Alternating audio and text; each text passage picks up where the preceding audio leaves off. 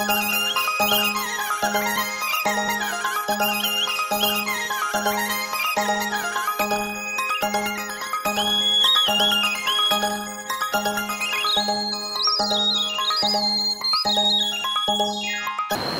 మాసం వచ్చేసింది. అందరింట్లో తెలగపిండి మునగాకు గోరింటాకుల సందళ్ళు స్టార్ట్ అయిపోయాయి.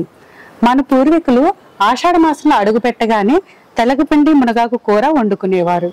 అలాగే ఆషాఢ మాసం అయ్యేలోగా ఏదో ఒక రోజు గోరింటాకు పెట్టుకుని తీరాలని మన పెద్దలు ఆయుర్వేద నిపుణులు చెప్తూ ఉంటారు.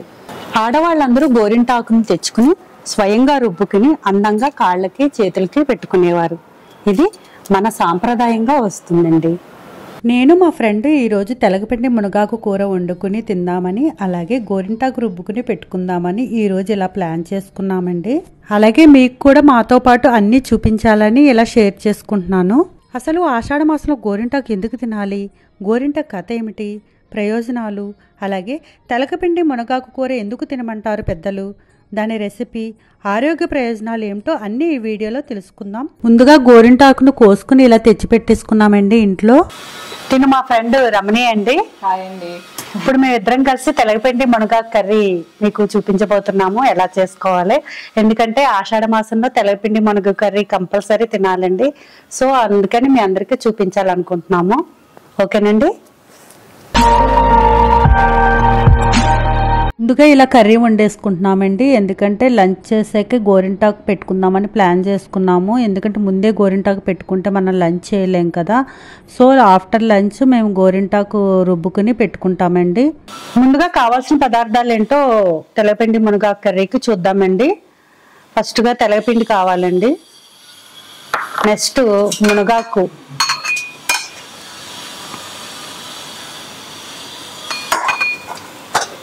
ఉల్లిపాయలు, పచ్చిమిరకాయలు, వెల్లుల్లిపాయ, కరివేపాకు అండి, ఆవాలు, జీలకర్ర, ఎండుమిరపకాయలు, మినప్పప్పు, పచ్చెనగపప్పు. ముందుగా స్టవ్ వెలిగించుకొని ఆయిల్ వేసుకోవాలండి.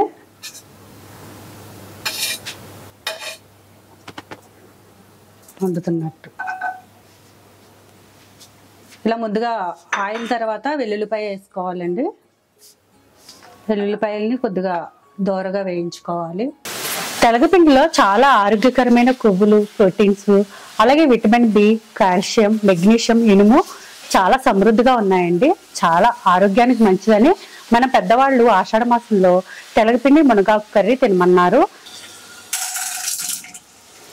నెక్స్ట్ వచ్చి పచ్చిశనగపప్పు అండి.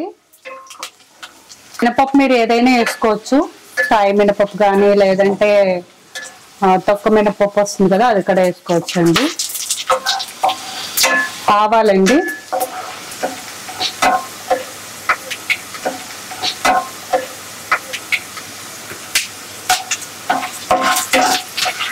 ఎండుమిరపకాయలు, పచ్చిమిరపకాయలు,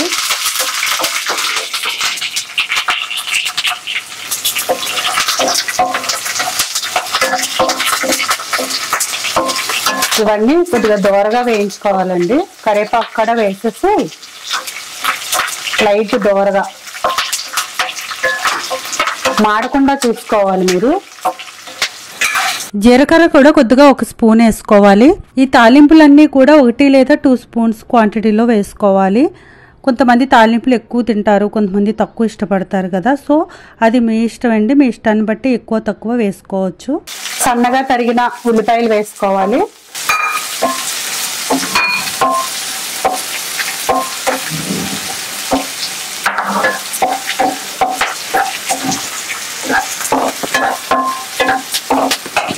పసుపు అండి. కొద్దిగా అన్నీ కూడా దోరగా వేగిన తర్వాత లైట్ బ్రౌనిష్ వచ్చాక ఉల్లిపాయలు మనం కొద్దిగా పసుపు వేసుకోవాలి. చిటికెడు పసుపు వేసుకుంటే చాలండి. నెక్స్ట్ వచ్చి మునగాకు.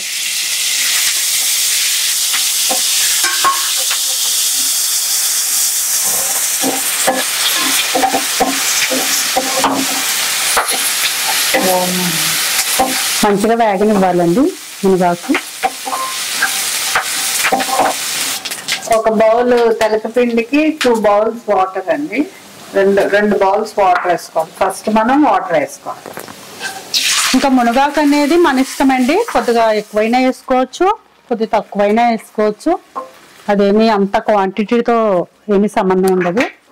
ఇంతే క్వాంటిటీ వేసుకోవాలని. 1 కప్పు తెల్లపిండికి 2 కప్పుల వాటర్, సాల్ట్, కొద్దిగా కారం. 5 నిమిషాల్లో నీళ్ళు మరుగుతాయండి. ఈ తెలగపిండి మునగాకు తినడం వల్ల హార్మోన్ల ఉత్పత్తికి, అలాగే ఎదుగుదలకి, కండపుష్టికి, ఇంకా ఇంతే కాకుండా చాలా చాలా ప్రయోజనాలు ఉన్నాయి.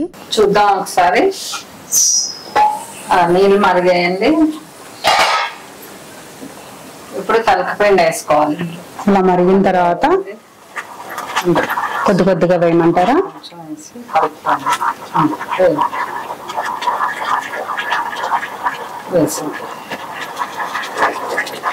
తెలగపిండికి మునగాకుకి వేడి చేసే గుణం ఉండడం వల్ల వేరే మాసాల్లో ఇవి తినడం వల్ల అధికంగా వేడి చేస్తుంది. కాబట్టి వర్షాలు కురిసే ఆషాఢంలో ఇవి తిన్నా వాతావరణం చల్లగా ఉండడం వల్ల పెద్దగా ఇబ్బందులు ఉండవు. అందుకే ఆషాఢ మాసంలోనే తినమని మన పూర్వీకులు పెద్దలు ఆచారాన్ని అలవాటు చేశారు.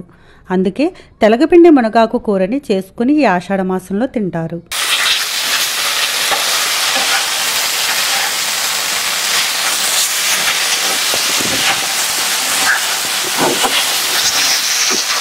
సూపర్ అండి, చాలా బాగున్నాయి. అన్ని కూడా సరిపోయినాయి.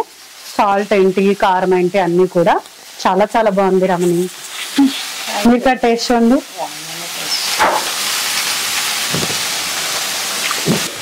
ఫైనల్ గా తెలగపిండి మునగాకు కర్రీ రెడీ అయిపోయిందండి. ఇప్పుడు మనం ఇలా బౌల్లో సర్వ్ చేసుకున్నాం.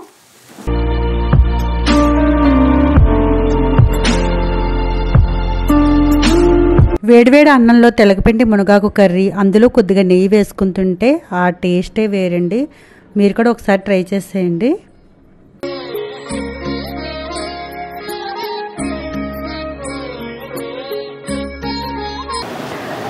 అసలు ఆషాఢంలో గోరింటాకు ఎందుకు పెట్టుకోవాలంటే కేవలం అందానికే కాదు.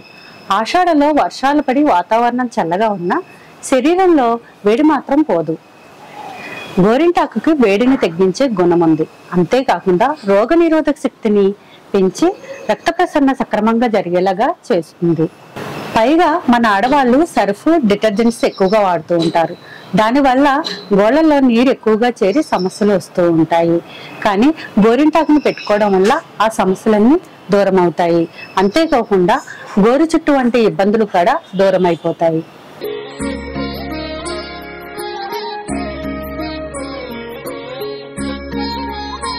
గోరింటాకు రుబ్బేటప్పుడు కొద్దిగా చింతపండు, మజ్జిగ, వక్క వేసుకుంటే చాలా చాలా ఎర్రగా పండుతాయి చేతులు.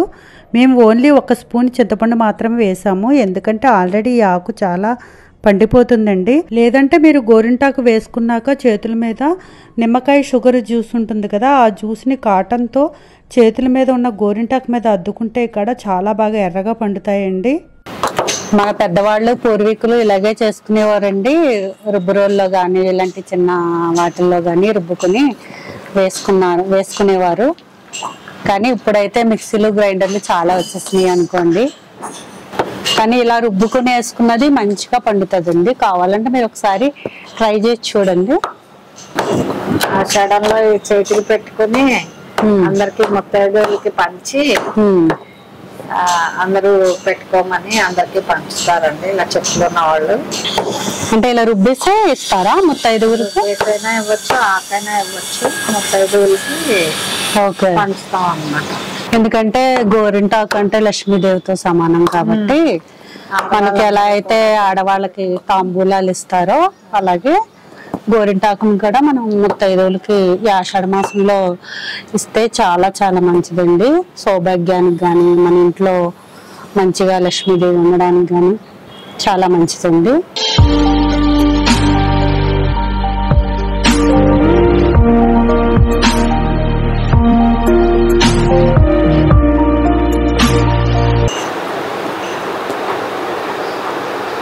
కేవలం ఆషాఢ మాసంలోనే కాదండి, అట్ల తద్ది శుభకార్యాల సందర్భాల్లో కూడా గోరింటాకు పెట్టుకోవాలి. దానివల్ల మనకి గోరింటాకు అందించే ఆరోగ్యాన్ని మనం తీసుకోవాలని మన పెద్దల ఉద్దేశం కూడా అండి.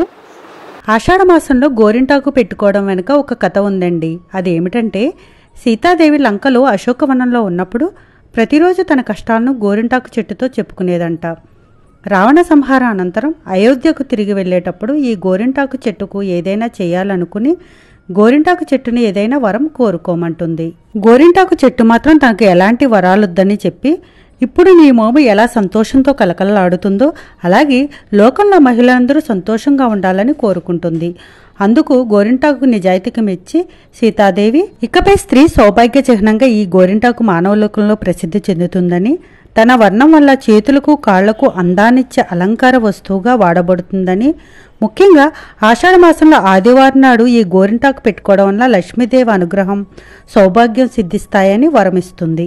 అప్పుడు ఆ సమయంలో కుంకుమకు సందేహం వచ్చి నుదుటిన కుంకుమక బదులు ఈ ఆకు దిద్దుకుంటే తన ప్రాధాన్యత తగ్గిపోతుందని సీతాదేవిని అడగగా నుదుటిన గోరింటాకు పండదని చెబుతుంది. అందుకే గోరింటాకు నుదుటిన పండదండి. ఇది అసలు గోరింటాకు చరిత్ర. మనకి గోరింటాకు దొరకనప్పుడు మెహందీ కూడా పెట్టుకోవచ్చు, కానీ మంచి కంపెనీదే యూజ్ చేయాలండి. ఫ్రెష్గా మంచి కంపెనీ ఉన్న కోన్తోనే పెట్టుకుంటే మంచిది. కానీ అన్నిటికంటే చెప్పాలంటే మాత్రం గోరింటాకే శ్రేయస్కరం అండి. ఒంటికి చలవా, ఒంటిలో ఉన్న వేడిని తగ్గిస్తుంది. ఫైనల్గా గోరింటాకు పెట్టేసుకున్నామండి. గోరింటాకు ఎండిపోయే వరకు ఉంచుకుని కడిగేసుకున్నాక ఆయిల్ రాసుకుంటే చేతులకు ఒక రకమైన అందమైన ఎరుపు అనేది వస్తుందండి. మీరు కూడా ఒకసారి ట్రై చేసి చూడండి. ఈ వీడియో మీకు నచ్చినట్లయితే ఒక లైక్, కమెంటు ఇవ్వండి. అలాగే మరిన్ని ఇన్ఫర్మేషన్ వీడియోస్ కోసం నా ఛానల్ సబ్స్క్రైబ్ చేసుకోండి. Thank you. బాయ్.